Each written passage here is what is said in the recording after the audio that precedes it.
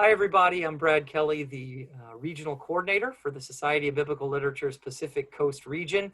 And this is 7 Good Minutes, Meet Our Scholars. We think we've got some of the finest folks working in biblical studies out here in the Pacific Coast region. And this is just a chance for us to introduce some of our emerging and established scholars. And so I'm really happy to have with me today Yolanda Norton from San Francisco Theological Seminary. Yolanda, thanks for doing this. And how are you? I'm pandemic well. How are you? I like that answer. Yeah. All right. Well, 7 good minutes. Here we go. So question number 1, I mentioned San Francisco Theological Seminary. How long have you been there? What all do you do in your post there? And I understand something else exciting might be happening right now post-wise as well. Yeah. So this would normally be 18, 19. These were things run together. This would normally be my 5th year on faculty at San Francisco Theological Seminary. It's still my 5th year, but I am on leave this year. And during my leave, I am doing a visiting professorship at the Seminary of the Southwest in Austin, Texas. And it's a partnership between the Black Religious Scholars Group and the Seminary of the Southwest.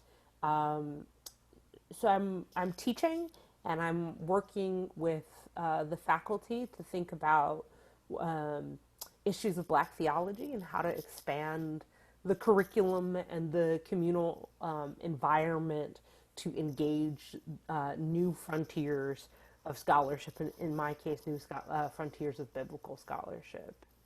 Great. Thank you. And at San Francisco Theological Seminary, you're professor of Old Testament. Do I have that right? Yes, I'm assistant professor of Old Testament, and I'm the H. Eugene Farlow Chair of Black Church Studies. Wonderful. Thank you. So question number 2 is about your scholarship. What do you work on in your scholarship, just kind of generally speaking?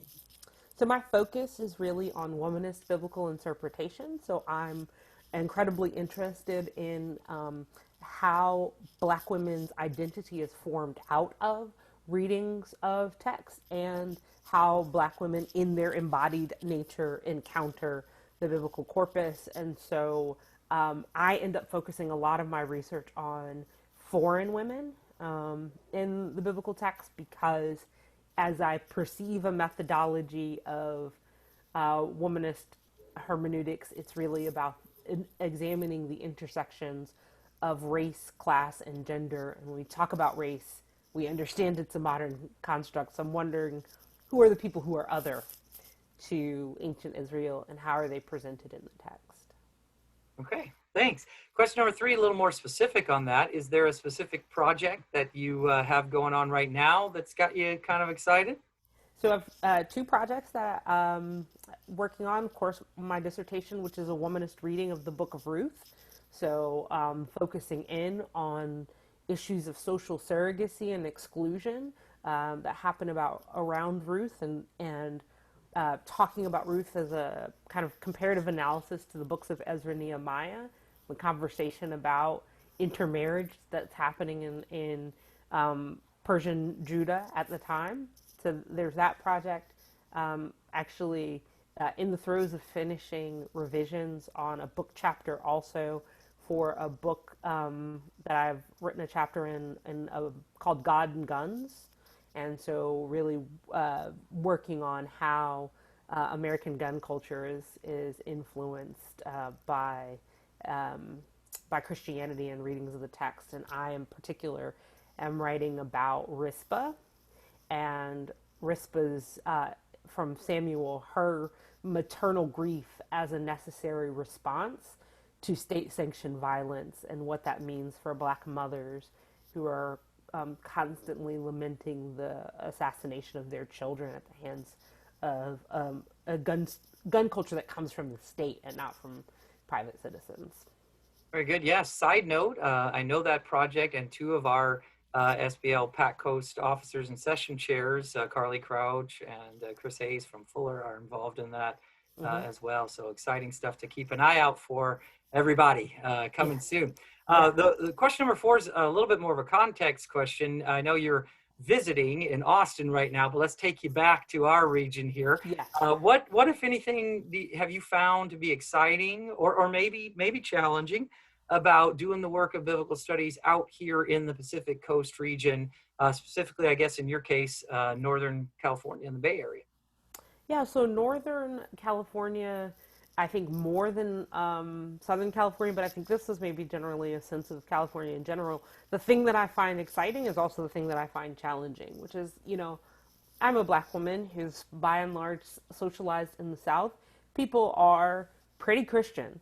There's a pretty, dominant language around Christianity and faith formation.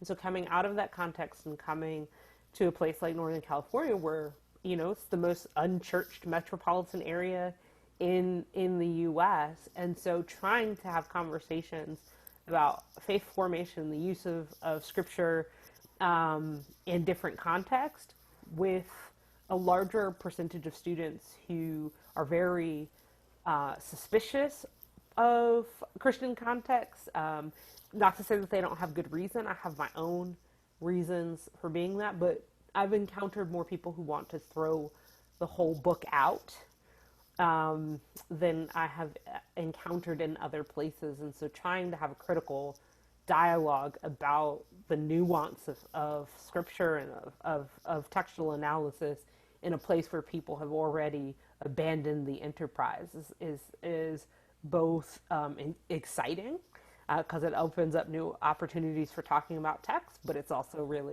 it can be challenging as well.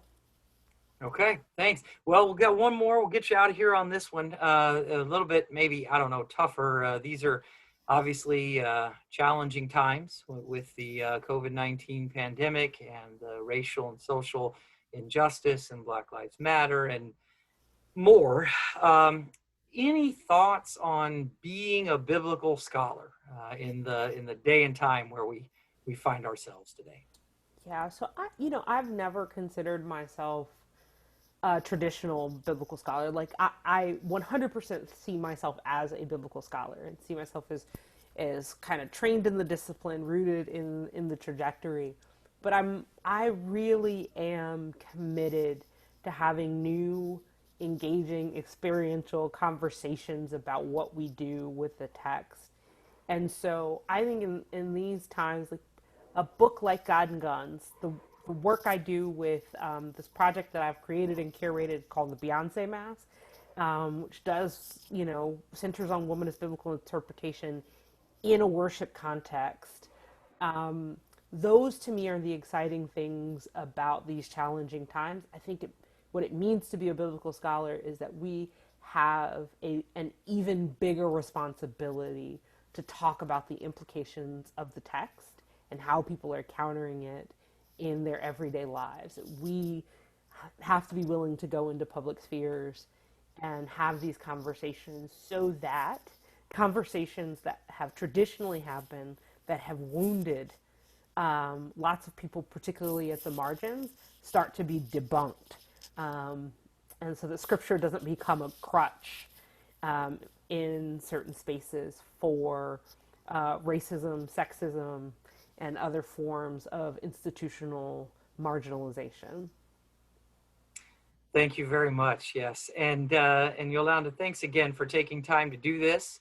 And to everyone watching, that's 7 good minutes with Yolanda Norton. And we hope that you'll tune in again for the next installment. And until then, be safe, everybody. Take care.